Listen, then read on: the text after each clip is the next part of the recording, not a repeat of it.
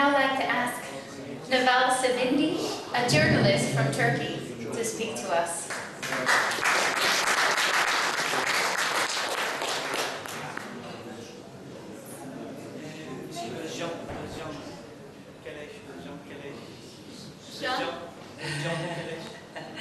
Good evening to everybody. I am glad to be with you here, and also I was so glad to listen to you because our speech were so valuable and fruitful, really, for everybody, I think. And discussion also was very fine. And I am coming from Istanbul. I am journalist and writer.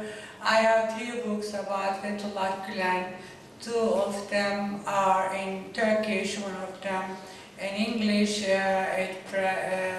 Printed from New York University. And I was the first interview I did in New York with Fethullah Gulen. It is the name of the book also, in 1997. But I met his school in Central Asia in 1996. And I met and learned him about something in 1997. And then I worked on STV 5 years. And I was a columnist 5 years in Zaman newspaper, you know, and also I'm a director of Dialoog Academie magazine in both languages, Russian and Turkish languages. Because of that, I was responsible from Russia. I know better their place. And all you academicians, and I am afraid of you, because of that I want to speak in Turkish. I don't want to say something wrong. Okay, söyleyip sonra sen bugünkü toplantıyla ilgili söyleyeceğim şey için Türkçe konuşacağım. Ben yanlışlık yapmadım. Bugünkü konuşmalar çok iyi. Ben eksikleri öyle söyleyeceğim, gazeteci olacağım. As a journalist, I want to say, I want to speak about what I thought was wanting, the things that perhaps could have been done better. And I want to speak in Turkish because I'm talking about the conference and I think it's important that I say it right. Okay? Yeah. Tabii ki toplantının yapılması şahaneydi bu konuda. Zaten Fethullah Gülen hareketi gerçekten artık mükemmel bir yola gelmiş halde. İçerikte tartışmalarımızda politik tarafın zayıf kaldığını düşünüyorum ve kadın tarafın. I think it's warranted that we organize a conference or conferences about the Gulen movement. The movement has reached that stage where it warrants that academic critique. I think that the conference, however, was wanting in discussion so far as the political dimension and women's role. Çünkü politikte zayıf olan neydi? Şu anda buradayız, Hollanda'dayız.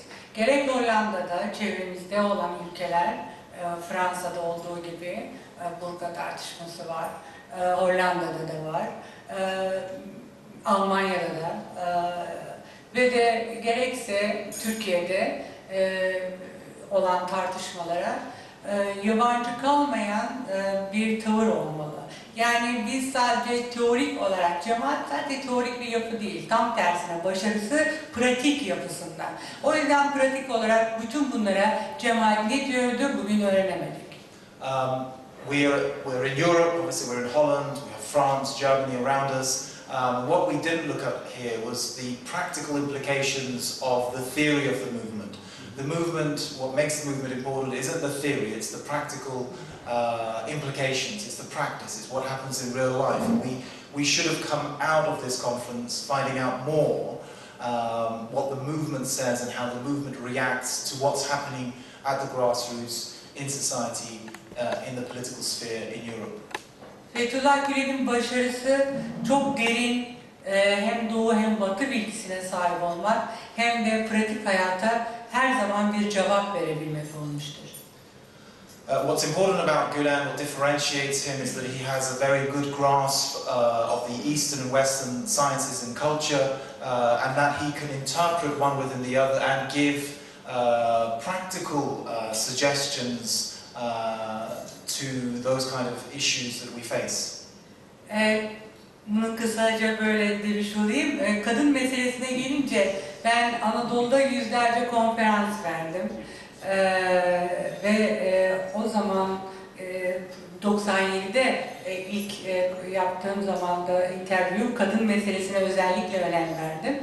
Ve cemaate kadınların çok şikayetçi olduğunu söyledim. Yani birçok konuda görünmez olduklarını, niçin görünmez olduklarını sordum Hoca Efendi'ye.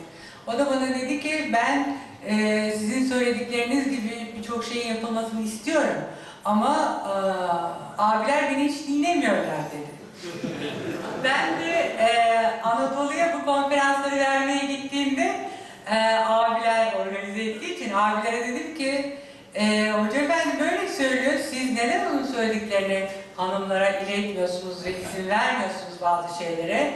Evet söylüyor, biz hiç onlardan söz etmiyoruz evde dedi. Ben dedim ki işte Allah da ceza olarak beni gönderdi. Ben herkesin ayağına kadar gidip hem Hoca Efendi'nin bütün söylediklerini söylüyorum hem de söylemediği her türlü feminist teoriyi de söylüyorum. Okay. She's basically saying in a nutshell, the Arbis are doing a great job. They listen to the women. She's saying that she's given conferences, hundreds of conferences in Anatolia about women's role in society, and that when she interviewed Fethullah Gulen, she put this question to him. She said, "Look, I come in contact with women within or outside the movement, and they have a number of grievances or complaints or things that worry them." And so she says, "I put these to Gulen," and Gulen said, "I agree with you. You know, these are things that we should be tackling, and these are things that I tell people, you know, those people who listen to me, but these Arbis, the people that are my immediate students or congregation or people who are inspired by me, you know, they might be selective, they're not following those things through." So he complained about them to Nevval. And then when she was doing these conferences in Anatolia, she said to the Arbis, you know, these people, the elders, shall we say, she said, "Why don't, you know, Gulen is obviously saying this, he says that he's saying this to you. Why don't you communicate these things to your people, to your public, and why don't you act accordingly?" And they say, yeah, he does say those things, but, you know, we are selective in what we say, we're careful in what we communicate. Evet, ama bu 13 yıl içerisinde, 15 yıl içerisinde elbette çok büyük bir değişim ve gelişim gösterdi Fethullah Gülen hareketi. Hem Türkiye'de hem dünyada gösterdiği büyük değişim dünyanın da ihtiyacı olan birçok şeye cevap veriyor diye düşünüyorum. However, in the last 13 to 15 years, the movement has changed. It's evolved, it's growing, it's maturing, and I think that it responds and engages with the world and responds to a number of issues, problems that are raised in our time. I thank your patience and all your patience, and thank you very much, and have a nice day.